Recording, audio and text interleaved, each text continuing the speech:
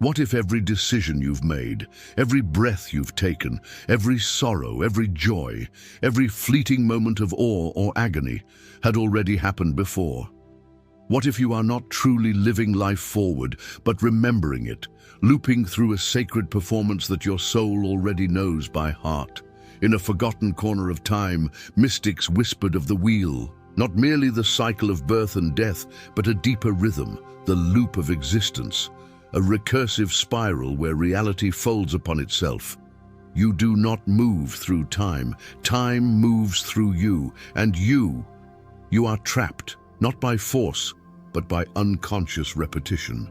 Modern science has now begun to echo what ancient sages knew all along. A brilliant physicist, Dr. Robert Lanza, once shook the scientific world with a controversial idea: biocentrism, a theory suggesting that consciousness is not the result of the universe, but the very force that creates it. Time? A mental construct? Space? A stage built by perception? Death? Merely a transition in awareness? If this is true, then what we call reality is not linear, but cyclical. And here's where the revelation unfolds. We are looping through existences we have lived before, unaware, like characters in a divine dream who forgot they are the dreamers. It's not just theory, it's a hidden truth encoded in the Vedas, the Tao, the Hermetic tablets, and the cryptic verses of the Book of the Dead. They all point to the same sacred paradox.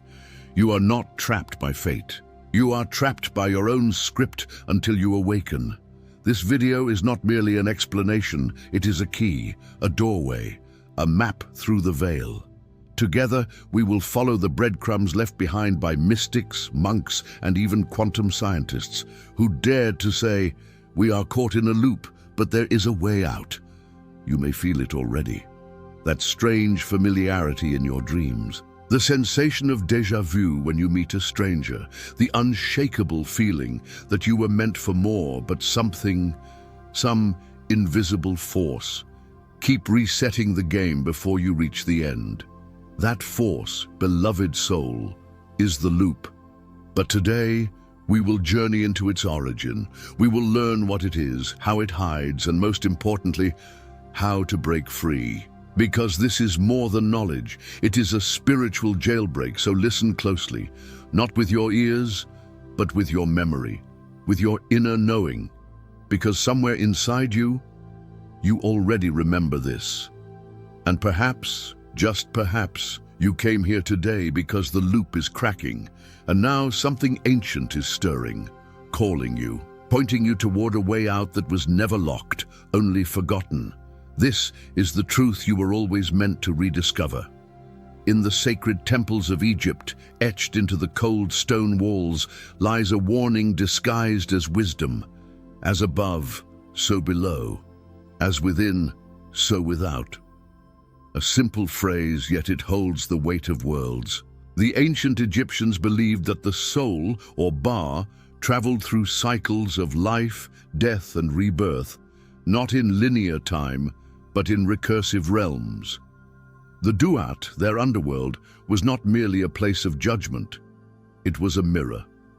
A realm where the soul confronted itself again and again until it remembered its divine origin and broke free from the illusions of form. Thousands of miles away, the sages of India spoke in the language of samsara, the wheel of birth and death. The Upanishads whisper that we are trapped in this wheel because of avidya, or ignorance of our true nature, not punishment, not karma, but unconscious looping, repeating what has not yet been resolved. A soul circling the same mountain, lifetime after lifetime, until it dares to climb instead of orbit. Even the ancient Greeks, heirs to mystery schools, long vanished beneath the sands of time, hinted at this through the teachings of Pythagoras and Plato. Plato's myth of shared in the final pages of the Republic, describes a soldier who dies, visits the afterlife, and returns to tell of souls choosing their next lives, not randomly, but cyclically, based on the lessons they have not yet learned, on patterns they have yet to break. The Mayans, too, lived by calendars of astonishing complexity, not just to track seasons, but to map consciousness cycles. Their long-count calendar was not merely a record of time, it was a spiral, tracking the great reset of epochs, where consciousness itself is reborn again and again through collective loops. All around the ancient world, whether through the Buddhist Wheel of Life, the Norse Yggdrasil, or the Kabbalistic Tree of Life, we see the same core teaching. Existence is not a straight path from birth to death. It is a loop, a cycle, a divine spiral echoing through form and formlessness alike. Yet this truth was not meant to scare you, it was meant to wake you up. For every loop, no matter how infinite it may seem, holds a hidden door, and only the conscious can see it. Now step into the mystery of the Hermetica, texts passed from Thoth to Hermes, from Hermes to the seekers of light. Here we are told all is mind, that the universe is mental, that reality is a dream held within divine consciousness. The loop, then, is not a trap by God, but by the mind asleep within God. Even Christianity, stripped often of its mystic roots, preserves a quiet thread of this cycle in its Gnostic texts, texts that were buried and banned, yet refused to die. The Gospel of Thomas says, "When you bring forth what is within you will save you. When you do not, it will destroy you." This is the loop, not punishment, but projection. The inner reality repeats until we see it, heal it, and rise beyond it. And now, let us cross the bridge into the present day. Science, long divorced from spirit, now finds itself circling back to the sacred. Quantum physics reveals that particles do not exist until observed, that time is not linear, but malleable, that the universe is not a thing, but a perception, a loop of observation and manifestation. The famed double-slit experiment shattered classical reality. It proved your observation shapes the world. You are not watching reality. You are participating in its creation, again and again and again. This is where Dr. Robert Lanza's biocentrism arrives like a lightning bolt. He says that life and consciousness are not byproducts of the universe. They are the architects of it. That time does not move. We do. That what we call death is merely the shedding of one form of awareness for another. That consciousness loops, not because it must, but because it believes it must. When you combine this with the spiritual teachings of old, a chilling yet liberating picture forms. We are not trapped by the world, we are trapped by our repetition of perception, our memory of limitation, our belief that what has been must always be. Thus the soul loops, not because it is cursed, but because it is unconscious. And here lies the great key: awareness breaks the loop. As the Buddha said upon awakening, "I see you, builder of the house, I shall build no more." The house was an illusion, the loop, and on seeing it, he dissolved it. So now, dear traveler of time, you must ask, what if this life, right now, is your chance to remember? What if this moment is not another lap, but the edge of the spiral, the place where you begin to ascend? For as the alchemists once whispered, in the place where all paths meet, one must choose to walk upward or repeat the circle. This knowledge has been with us for centuries, hidden in scrolls, carved in temples, encrypted in symbols, waiting for a soul brave enough to question the loop. And now that soul is you. You're standing in a vast hall of mirrors. Each reflection is slightly delayed, slightly distorted, but all of them, you. You take a step, and the reflections step. You weep, and they weep.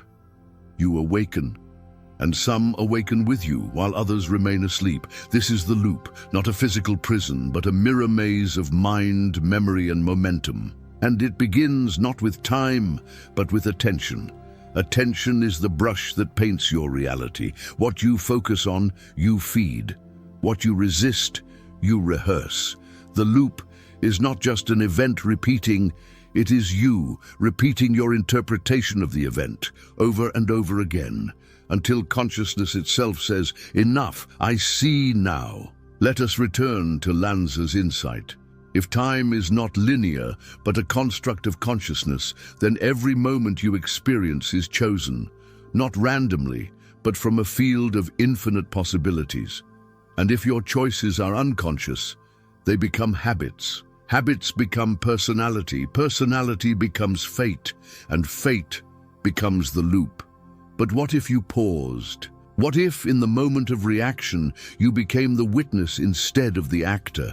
You would see it, wouldn't you?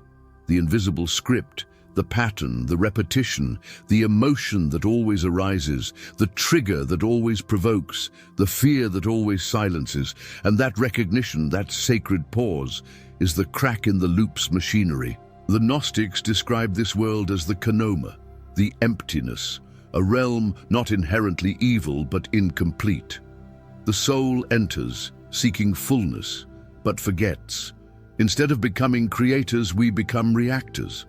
We loop through lack, hoping the external will fill the internal. This too was known in Tibetan Buddhism. They called it bardo, not just the realm after death, but any liminal space between identities, between lifetimes, between thoughts. If you remain unconscious in the bardo, you are pulled back into the wheel.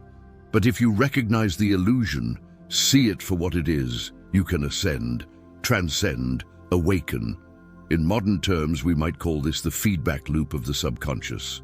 Your subconscious stores every belief, every memory, every trauma, and plays them like a film projector onto the screen of your life. You think life is happening to you, but truly, it is happening through you. Your relationships, your fears, your repeated struggles. These are not coincidences. They are echoes, reverberations of unhealed choices made long ago, some even before this lifetime. Because the loop is not just reincarnation across lives, it's recreation within a single life. You keep dating the same soul in different bodies. You keep losing abundance after moments of hope. You keep walking away when love gets too close. You keep sabotaging when success knocks. Why? Because the pattern was never questioned, the script was never rewritten, the mirror was never broken. Here is the core truth. You are not living life. You are reliving memories, memory encoded not just in the brain, but in the body, the energy field, the soul. Every thought you've believed, every wound you've buried, every story you've clung to, these are the codes that repeat the pattern. These are the architects of the loop. But there is power in this, because if you are the one looping it, you are also the one who can stop. The ancient Toltecs taught the path of the dreamer. They believed life was a dream you could awaken inside, that with awareness you could rewrite it, reimagine it, rebirth it. Carlos Castaneda called it stopping the world, pausing the momentum of perception so new reality could emerge. It is no different now. When you become aware of the loop, not just intellectually, but emotionally, somatically, spiritually, it begins to unravel. Not instantly, not without resistance, but it begins. The loop is clever. It is built on your blind spots. It hides within your habits. It speaks in the voice of your childhood protector. It masquerades as your instincts. But with every layer you strip away, with every unconscious reaction you replace with presence, the loop loses its grip, and something miraculous begins to stir. Originality, freedom, choice, presence. The path out is not in running, it's in returning to the moment before the pattern began, to the wound, to the agreement, to the unconscious yes that has kept you circling. When you return and remembered, the loop starts breaking. Because the loop was never punishment, it was a mirror, a riddle, a message in a bottle from your higher self saying, until you see, you must repeat. And now you are beginning to see. The loop, for all its repetition, is not simple. It is complex, alive, self-reinforcing. And here lies its greatest trick. It convinces you that you are progressing while walking in circles. Have you ever felt like you're awakening, growing, evolving, only to crash into the same pain you thought you healed? It's as if life is whispering, "Not yet. You haven't gone deep enough." This is the hidden loop, the meta loop, a spiritual spiral that disguises itself as transformation but recycles familiar patterns under new costumes. You leave a relationship that hurts you only to find its echo in the next. You transcend scarcity, yet fear begins wearing the mask of responsibility. You forgive your past, yet shame returns disguised as self-doubt. Why does this happen? Because the loop is fractal, like a spiral galaxy repeating its shape at every scale. Your mind recreates the pattern until the origin is healed.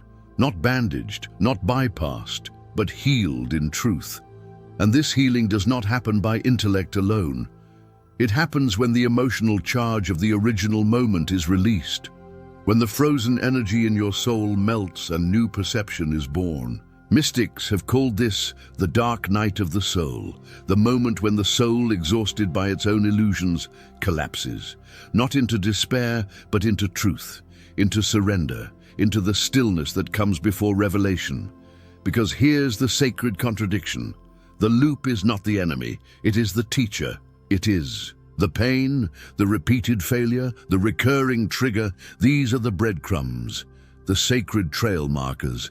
The loop is not here to punish you, it's here to show you where your light still sleeps in shadow. The soul is not trying to escape the loop. The soul is using the loop to awaken you. This is the esoteric meaning behind karma, not some external force of justice, but an inner law of return. Whatever you have not healed will return to you, not as a curse, but as a mirror. Until you bless the memory, it will repeat. Until you forgive the past, it will reappear. Until you choose from presence, you will recreate the pattern. In the Gospel of Philip, one of the lost Gnostic texts, it is written, "That which you bring forth will save you. That which you do not bring forth will destroy you." The unexpressed wound becomes the architect of the loop. The unexamined belief becomes the jailer of time. And yet, we are not powerless. Because within every loop is a lucid moment, a flash of awareness so pure it feels like thunder in the heart. A realization that you have been here before, that you are not just the actor, you are the scriptwriter, the dreamer, the projector. And in that moment, something awakens. You stop asking, "Why does this keep happening to me?" And you begin asking, "What am I still believing that calls this back?" This is the art of spiritual pattern recognition. It is not judgment, it is illumination. And in this realization comes the ultimate paradox. The loop is broken the moment you no longer resist it. Because resistance fuels the loop. It charges it with energy. It anchors it with fear. But when you sit inside the pattern, breathe, feel it fully, and bring love where fear once ruled, the loop dissolves. It cannot survive in presence, in forgiveness, in awareness. This was the secret behind every sacred initiation. The rites of the Essenes, the meditations of the Dzogchen masters, the silence of the desert fathers. They were not escaping the loop. They were watching it until it unraveled, until the question became irrelevant, until time collapsed and they saw the truth. There is no loop, only lessons. There is no trap, only teachings. There is no fate, only frequency. The final illusion of the loop is that you ever needed to escape it at all. You only ever needed to wake up inside it. And now you are. What good is hidden truth if it stays hidden? What value has wisdom if it cannot be lived? We unraveled the myth, saw the mirrors, and tasted the mystery of the loop. But now, dear soul, it is time to make this real, to bring the ethereal down to earth. Because transformation does not happen in temples made of stone. It happens in the temple of your breath, your thoughts, your choices, and your presence. So how do we break the loop? We begin with the oldest magic known to humankind, awareness. Awareness is not the same as thinking. It is not an analysis. It is the sacred act of seeing without judgment. It is noticing the moment the pattern arises without rushing to fix it, Flee it or fight it. Let this be your first practice. Each morning, before the world's noise finds you, stand before a mirror. Look deeply into your own eyes, not your face, not your flaws, but your eyes, the windows of your eternal self. Ask aloud or silently within, where am I repeating what no longer serves me? Wait, listen. A memory may surface. A familiar fear may flutter. A subtle ache in your body might whisper something long buried. This is the loop revealing itself. You do not need to understand it. You only need to witness it, and then speak these sacred words. I see you, I forgive you, I release you, I choose again. This fourfold phrase is not superstition. It is sacred reprogramming. It tells your subconscious, we are no longer trapped in yesterday's belief, and now let us deepen that practice. Each evening, ask yourself, where did I feel like I had been here before today? What emotional reaction repeated itself? Did I meet someone who felt strangely familiar? Where did I act from habit instead of presence? Write freely, not with the aim to fix, but to see. The loop hides in silence. Writing is the light, but awareness alone is not the end. You must also enter the body, because the loop lives there too. Every unprocessed emotion becomes tension. Every unspoken truth becomes fatigue. Every repressed instinct becomes a whispering ache. So the next practice is called choose a moment from your past that you keep reliving. A breakup, a failure, a betrayal. Now close your eyes and feel it in your body. Where does it live? Your chest, your gut, your jaw. Now breathe into that space, not to remove the feeling, but to allow it, to give it space to exist fully. The loop often holds because we resist the full feeling of the original wound. But when you breathe with it, witness it, cradle it like a child in pain, the energy begins to move, to release. Tears may come, shivers, laughter. Let them. This is the loop letting go of you. Now comes the deeper work. Find one belief you carry that may be looping your life. I'm always abandoned. Money slips away. Love hurts. I'm not safe being seen. I must do it all alone. Ask, who gave me this belief? When did I first feel this way? Is it still true now, or just familiar? Then craft a new truth, not a fantasy, but a soul truth, one that feels expansive, like light cracking through old stone. And now, speak it daily, sing it, write it, post it on your mirror. I am worthy of consistent love. I am safe in stillness. I welcome prosperity without struggle. I am not the wound, I am the healer. These affirmations are not mere words. They are incantations, rituals of remembrance. You are not brainwashing yourself. You are awakening from the false hypnosis of the loop. And finally, meditate, not to escape, but to observe, to become still enough to notice the mind's momentum, to see the thoughts before they become choices, to watch the emotion before it becomes action. Sit each day, even if just for 10 minutes, eyes closed, back straight, breath slow. Let the thoughts come and whisper within. This is the past passing through. I am the witness. I'm free to choose again, because that is the greatest power you hold, choice. Choice is the soul's permission to evolve, and choice can only be accessed in presence. No matter how loud the pattern, how old the wound, how strong the reflex, if you choose differently, the timeline shifts, a new future opens, and the loop begins to fade. It will test you. Yes, it will offer you old roles in new disguises, but now you know the pattern. You see it, you name it, and in naming, you disarm it. Because the loop cannot survive in awareness. It needs your unconscious agreement. It needs your emotional reactivity. It needs your fear to keep breathing. But now, you are breathing differently. You are breathing as one who remembers, who feels the veil thinning, who hears the echo of freedom in silence. Who knows? The spiral is ready to rise. The loop does not end in escape. It ends in embodiment. And now, you are beginning to embody the one truth the loop cannot contain. You are infinite, and you are awake. There comes a moment in every seeker's life when the illusions they once worshipped begin to crack. The relationships that once defined them feel hollow. The goals that once pulled them forward now seem irrelevant. The world around them begins to flicker, like a dream unraveling at the edges. And in that trembling silence, a deeper truth whispers. You were never meant to stay asleep. You were never meant to follow the same roads, repeat the same heartbreaks, recycle the same beliefs, and call it life. You were meant to remember. Remember that the loop was not your enemy, but your initiator, that the pain was not a punishment, but a prophecy, that the pattern was not proof of failure, but a portal to freedom. You were not broken. You were rehearsing.